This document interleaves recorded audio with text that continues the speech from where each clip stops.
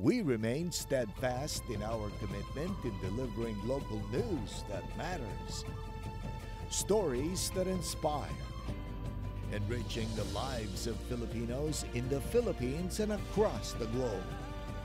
This is your GMA Regional TV. Buong puso para sa Pilipino.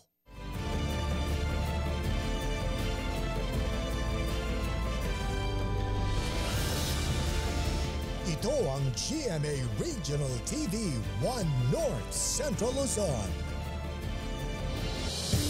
Masantos siyang aram na imbag gamale maya pagat panapun kapuso. Narito na ang 1 North Central Luzon. Hatid namin ang mga pinakamalaki at pinakahuling balita sa Hilaga at Gitnang Luzon. Live mula rito sa GMA Dagupan Station, ako po si Chris Zuniga.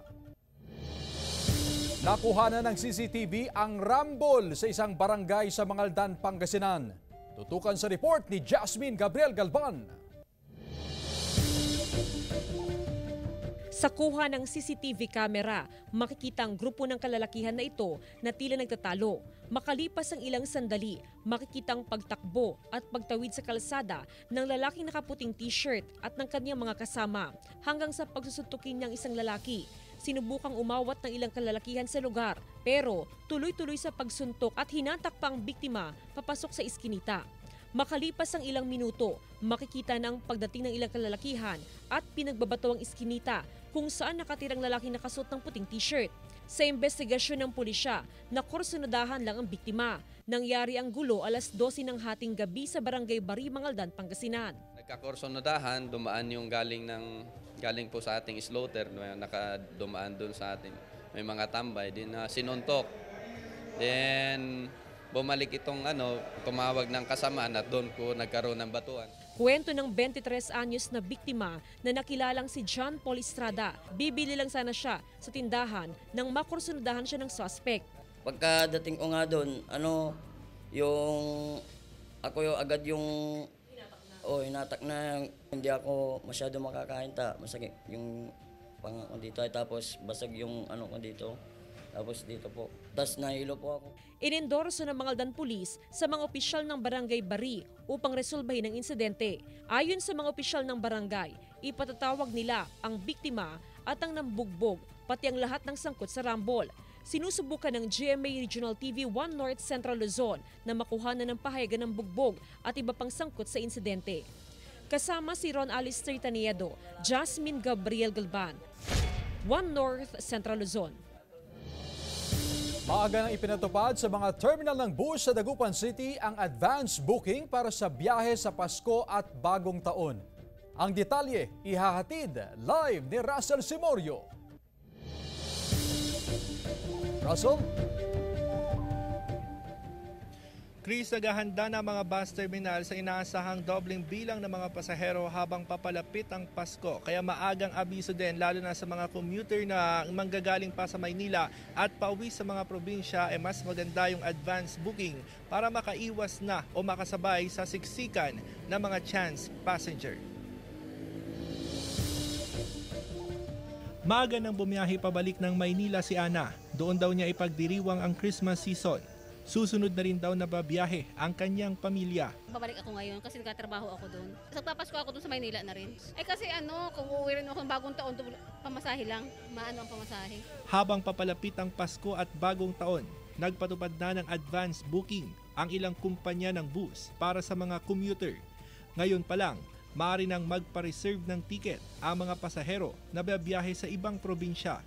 Ayon sa pamunuan ng bus terminal, mas mapapabilis ang biyahe sa advance booking. Yung mga online booking natin dyan, yung mga para hindi maipit po sa pagpila ng bus.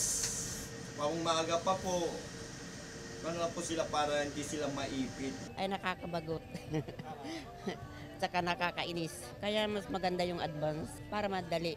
Tiniyak din ng mga kumpanya ng bus ang sapat na bilang ng sasakyan na babiyahe sa Christmas season. Mahigpit ang maintenance sa mga bus unit, kasunod ng mga naitatalang aksidente sa ilang bahagi ng bansa. Sa December 23 hanggang January 3, epektibo ang inisyong special permit ng LTFRB para makabiyahe ang mga karagdagang bus unit.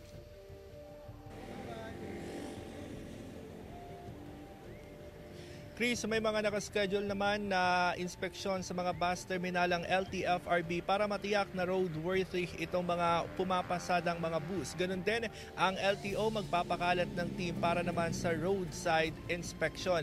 Alas 12 ng hating gabi ang pinakamaagang biyahe mula Dagupan City hanggang Maynila, habang alas 4 na madaling araw naman ang pinakaunang biyahe mula Cubao hanggang pauwi sa mga probinsya. At sabi ng mga nakausap natin, ng mga bus dispatcher, medyo maganda-ganda yung magiging biyahe ngayong Christmas season, lalo't inilabas na nila yung ilan sa mga bago nilang unit na kasama sa modernized program nila.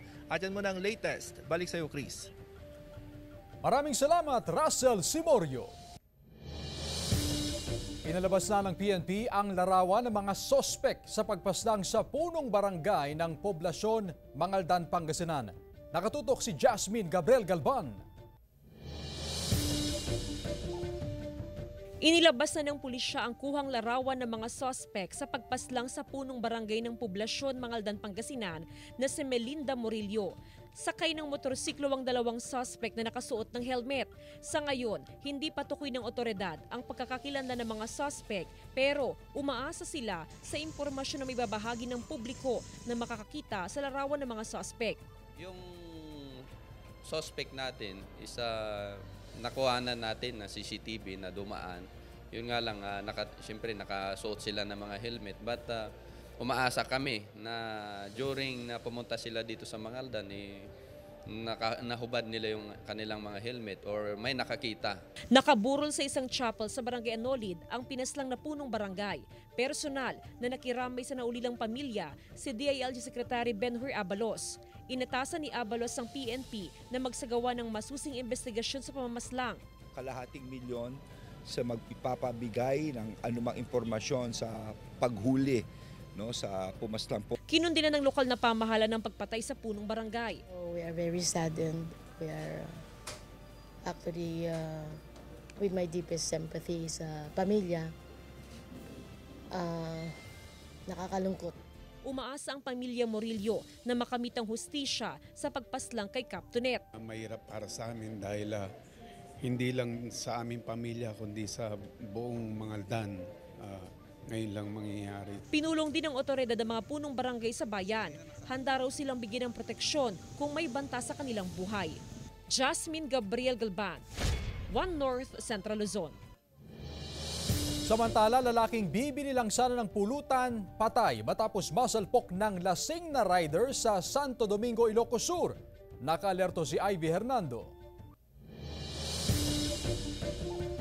Sinubukan pang dalhin sa pagamutan ang 37 anyos na si Lawrence Taculog matapos mabangga ng motorsiklo sa National Highway na bahagi ng San Ildefonso, Ilocos Sur, pero hindi na umabot ng buhay. Ayon sa pulisya, patawid ang biktima sa kalsada pero hindi napansin ang paparating na motorsiklo. Parehong tumilapon ang biktima at rider. Sa area po kasi ma'am, medyo malilim po siya. At saka yung sabi naman po ng mga nakakita doon sa area, mabilis daw po magpatakbo yung rider. Naburo-buro ano dito na. Nabtak ka dito na. Sa jam dito matanag kasla nabtak ma'am. Sa investigasyon ng PNP, walang dalang lisensya ang rider. Sabi po kasi ng doktor na tuwaming po sa kanila, o daw po, positive po sa alcohol, yung biktima at saka yung driver po. Kwento ng kaanak, tatawid lang sana ang biktima para bumili ng pulutan. Nasa paggamutan pa ang rider dahil sa tinamong sugat sa ulo. Kaya hindi pa raw nakakausap ng pulisya at maging ng pamilya ng biktima na desididong magsampa ng kaso. Magaswan ako, ma'am. So, miti ko na ito yung mother ko ginagabagis ko. So, miti ko pinakatay ito yung Kasama si Norman Raka, Ivy Hernando, One North Central Luzon.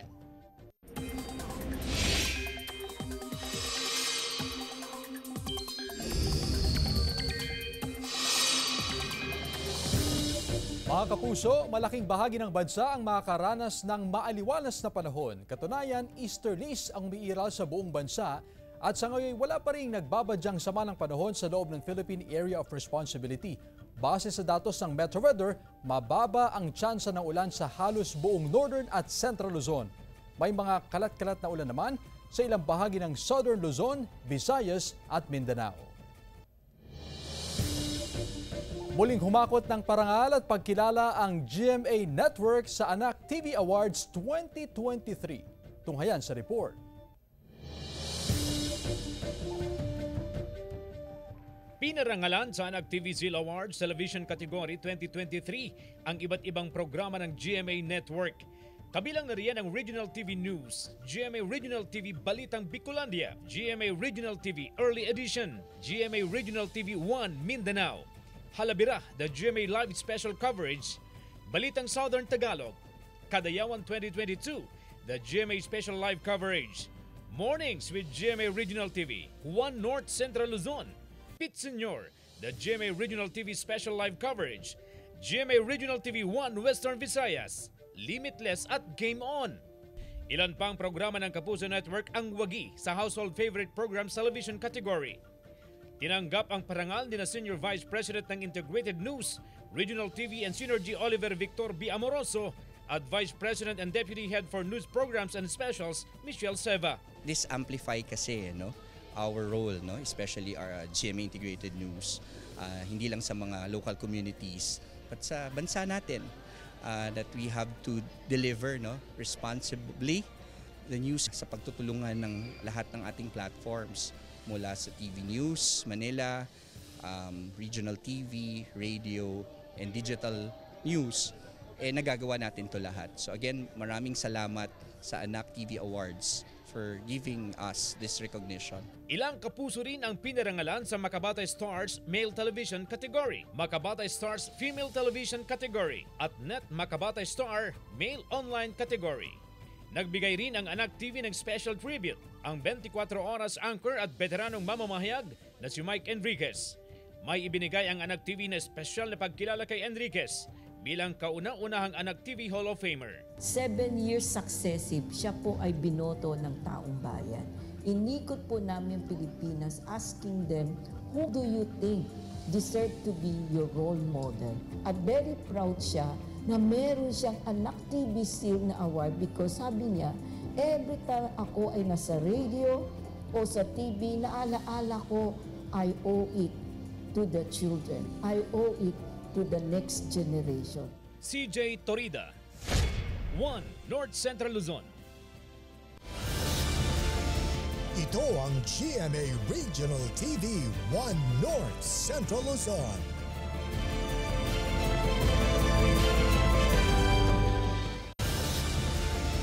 Ito ang GMA Regional TV 1 North Central Luzon.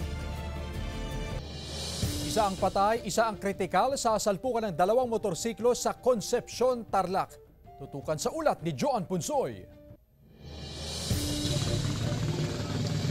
Sugat sa iba't ibang bahagi ng katawan ang tinamo ng 2 rider matapos magsalpukan ang minamanehong motorsiklo sa Barangay Santa Maria, Concepcion, Tarlac. Agad na rumisponde ang Municipal Disaster Risk Reduction and Management Office. Nasawi ang isa sa kanila habang kritikal ang isa. Hiniling ng otoridad na huwag ng pangalanan ang mga sangkot na rider.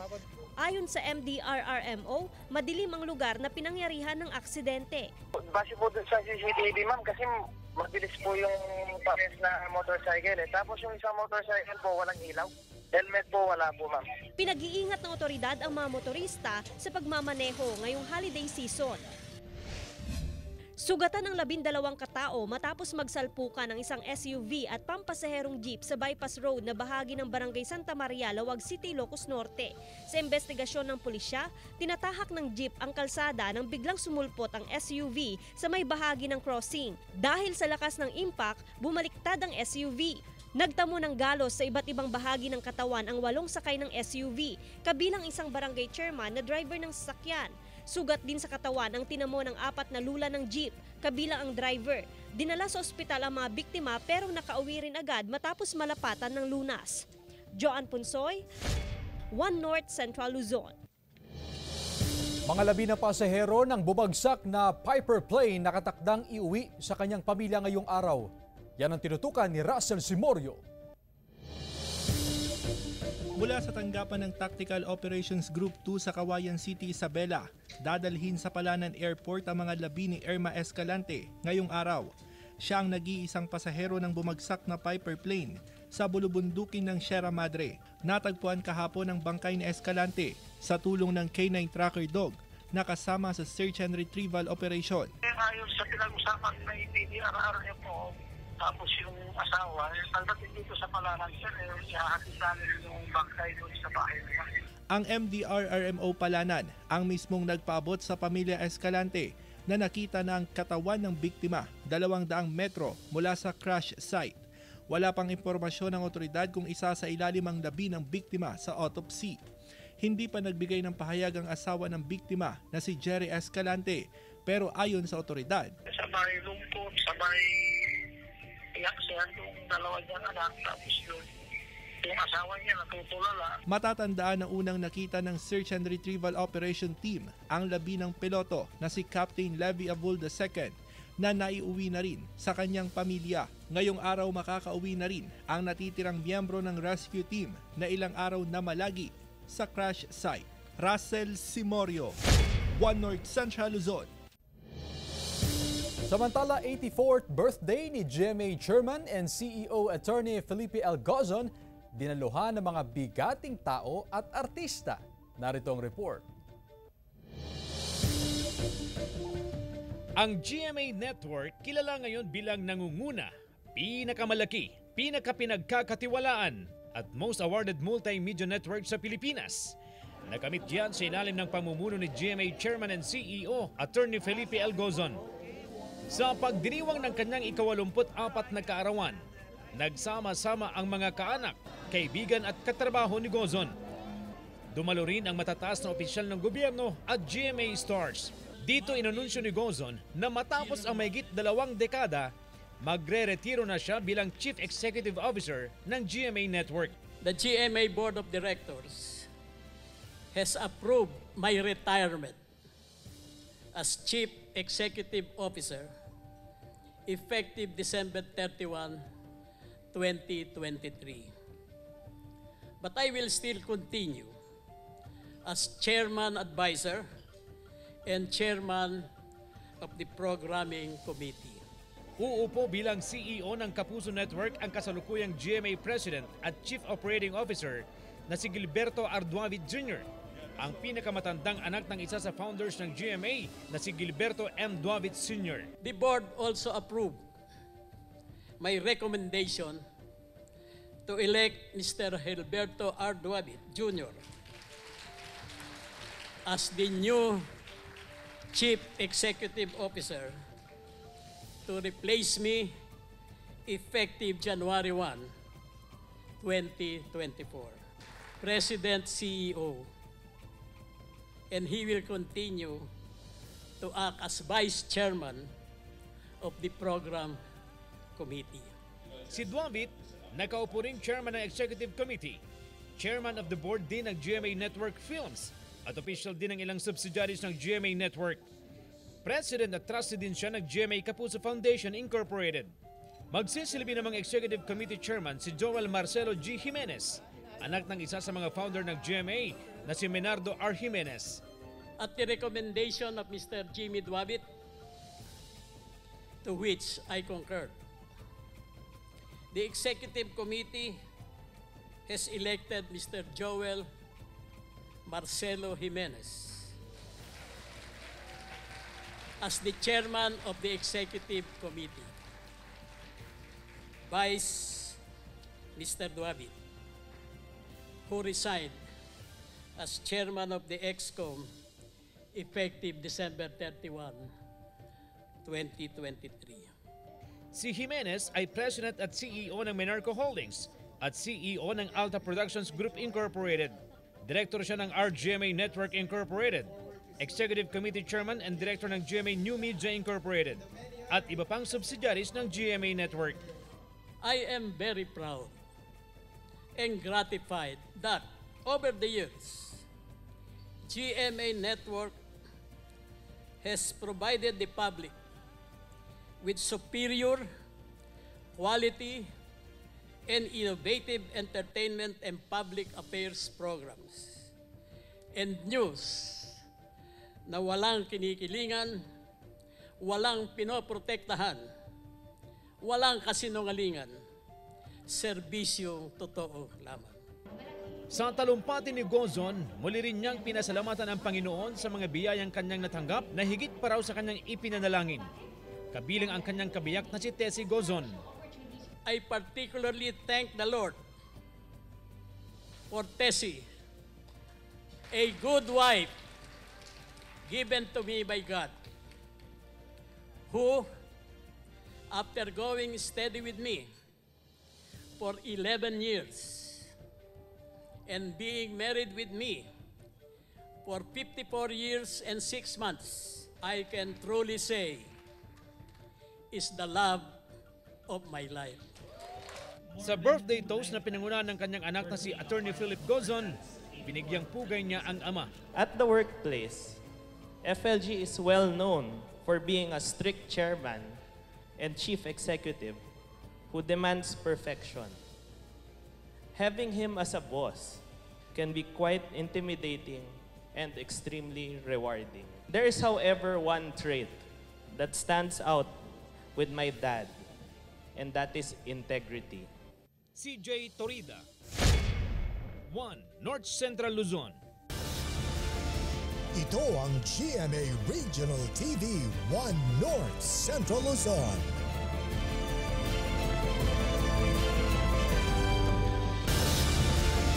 Ito ang GMA Regional TV 1 North Central Luzon. Malawakang operasyon kontra depektibong timbangan sa Dagupan City pinaigting ng otoridad ngayong holiday season. Ang detalye sa report ni Russell Simorio. Gumagamit ng 5 kilong calibrator ang Anti-Littering Task Force sa malawakang operasyon kontra sa depektibong timbangan sa Magsaysay Fish Market sa Dagupan City. Nakatanggap ng reklamo ang otoridad sa pandaraya ng ilang tindera ng isda at seafoods. Kaya wala nang palipaliwanag kapag nabistong sobra sa timbang, kumpis ka agad. Nandito tayo sa loob ng bodega ng Anti-Littering Task Force dito sa Magsaysay Fish Market. At kung makikita natin, sandamakmak at halos mapuno na ng mga depektibong timbangan itong kwartong ito. Ilan sa mga nakumpiska nila mga depektibong timbangan katulad nito, kinakalawang na, luma na. At para sa ilang mga mamimili kung gagamitin pa ito, lugi sila. Pag may nag-complain, automatic pinupunta namin yan. Madaya man o hindi yung kiluan, kinukuha namin. Mas pinaigting ng otoridad ang operasyon kontra depektibong timbangan, lalo ngayong holiday season kung saan mataas ang demand sa isda. So, ang ano na lang, pagka para hindi ako madaya at hindi na rin ako mapaaway, meron na akong suki talaga na pinupuntahan na alam na nila. Ayon sa otoridad, sinasadya umano ng ilang tindera ang mandaya gamit ang mga timbangan para lumaki ang kita. Nasa mahigit 300 na depektibong timbangan na ang nakumpiska sa Magsaysay Fish Market pa lang sa loob ng 1 taon. Halos araw-araw po kaming umiikot dyan, nagbabantay para mamantayan namin yung mga nandadaya talaga. Kasama si Daryl Peralta, Russell Simorio, 1 North Central Luzon. Tampok naman ang mga gulay mula sa iba't ibang barangay sa Bintar, Ilocos Norte sa Agro Fair 2023 bilang bahagi ng kapistahan ng bayan. Siksikan ng mga mamimili dahil bukod sa sariwa ang mga gulay, ibinebenta pa ito sa murang halaga. Kanya-kanyang disenyo rin ng booth ang bawat barangay. Tindero na nawalay sa kanyang pamilya dahil sa paghahanap buhay, tinulungan ng isang netizen. Tunghayan sa report ni Gab De Luna. Mahirap ang mawalay sa pamilya ngayong Pasko, tulad ng tubong Pangasinan na si Tatay Arturo na nagbaka sakaling pala rin sa paghahanap buhay sa Ilocos Norte. Walis, tambo! Sa ilang taong pagbebenta ng walis at iba pang lokal na produkto, kakaiba raw ang Pasko ni Tatay ngayong taon dahil nagkaroon ito ng mga taong may malasakit sa kanya kahit na hindi niya kaano-ano. Sa isang viral na larawan na ipinost ni Nicole, napatunayan niyang iba talaga ang nagagawa ng social media. Nakita ko ni Lolo limabas ito, inayaban ni. Kumpay pulos ka nung naglakwan. Lolo ipos ko deto, ko na ta, nadot gumatangket. Umay kalatan mo ka doon, lolo ta. Siya mismo ti gumatang ta itad kun tulatakan niya dan. Dala ang mga ibinibentang produkto na pinagsama-sama gamit ang isang kawayan. Tila pasan daw ni Tate Arturo ang mundo. Tang araw itong balik ko lumating ganyan. Yung tagal na wala na.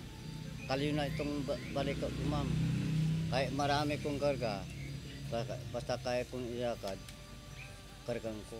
Umaabot daw sa 18 kilometers ang nilalakad ni Tate Arturo para lang makabenta. Sa edad na 59, malakas pa raw ang kanyang mga tuhod. Ilang pawis na ang natuyo at ilang tsinelas na rin daw ang napudpod sa kanyang paglalakbay. Ngunit iniisip nito ang kanyang mga anak na pinag-aaral. Kung titira ko, ma'am, walang pagkain ng mga anak ko. Bawat benta raw, literal na gumagaan ang pasanin ni Tate Arturo. Kaya naman laking pasasalamat ni Tatay nang tulungan siya ni Nicole. Hindi rin aakalain ni Tatay nang regaluhan siya ni Nicole ng radyo na matagal na raw pinag-iipunan ni Tatay. O para marinig balita kung anong panahon, ganyan. Kung anong sasabihin na balita. Agnenil sa kami, ma'am. Ket may isang client ko. Iso DJ ingatang ko radyo, ma'am. Nang tanungin kung bakit tinutulungan ni Nicole si Tatay kahit hindi niya ito kaano-ano. Nasapan na kami namatayan ti lulang ken lulong mamiso. Kas lang jak na ipapas matagbaspasak inipay lang. Sa kwento ni na Tatay Arturo at Nicole, napatunayang kahit mahaba-haba pa ang iyong paglalakbay sa buhay, siguradong marami pang blessing ang nakaantabay. Kasama si Reynold Velasco, Gab De Luna, 1 North Central Luzon. On fire ang San Beda Red Lions sa simula ng Game 2 ng NCAA Season 99 Men's Basketball Finals kontra sa Mapua Cardinals.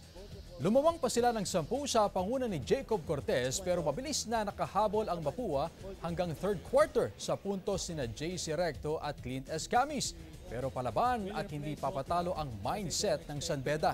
Kaya sa mga clutch plays ni Jacob Cortez, wagi ang San Beda 71-65. Itinanghal naman ang Most Valuable Player at Rookie of the Year si Clint Escamis ng Mapua Cardinals ng NCAA Season 99. Pasok din siya sa Medical 5. Kasama sila Enoch Valdez ng LPU Pirates, Jun Roque ng Perpetual Atas, JP Maguliano ng EAC Generals at Warren Bonifacio ng Mapua Cardinals. Abangan ang Game 3 ng NCAA Season 99 Men's Basketball Finals 2 p.m. December 17. Live sa GTV. Mga kapuso, 14 days na lang. Pasko na. Samantala, mapapanood niyo po ang episode na ito at iba pang pinakahuling lokal na balita sa official website ng GMA Regional TV, www.gmaregionaltv.com.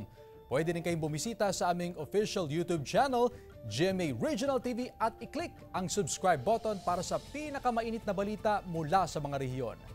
Nais naming pasalamatan ang mga kapuso sa Hilaga at Gitnang Luzon, maging ang mga kapuso natin abroad. Dahil sa GMA Regional TV, local news matters. At yan ang mga pinakamalaki at pinakahuling balita sa Hilaga at Gitnang Luzon. Maraming salamat sa pagsama sa amin pati na ang mga kapuso sa ibang bansa na tumutok sa mga balita sa rehiyon.